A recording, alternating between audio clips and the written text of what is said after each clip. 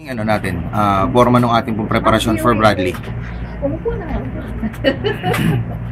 Start tayo ng training sa Baguio ngayong April 16. So ano to, sir? Ano magiging klase ng preparasyon? Ganun ba kay Haton o kaninong fighter yung magiging natin tactic? Yung Dilaw Yakay. Bakit po yun, sir?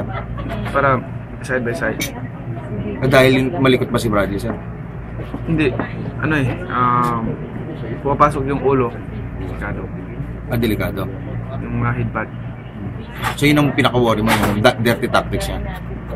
Hindi naman dirty. Yung style talaga niya yun. Kailangan din maganda. Nakikita mo ba na magiging mabigat na laban ito for you, boss? Magandang laban to. Magandang laban to at magaling din, undefeated yun si Bradley. Malakas. Makikita ba natin yung dating tikas ni Manny Pacquiao dito sa laban na ito, boss? Gagawin natin lahat nating makakaya para manalo at siyempre sumaya ang buong sambayan ng Pilipinas. Magiging exciting ba to, sir? May expect ba kaming knockout? Mahirap magsalita ng tapos.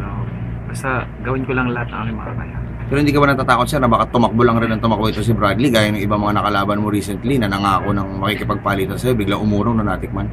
Hindi naman. Ito si Bradley, ang style niya is talagang pasugod talaga. Pasok ng pasok.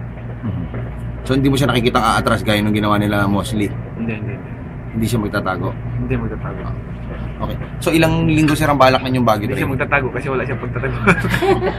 Ano po, sir? Ano po? Hindi siya magtatago kasi wala siyang pagtataguan. Si Mayweather ba, sir? Paano yun? Hindi pa ba lalabas sa lungga yun? Doing my job, doing my job, doing my job.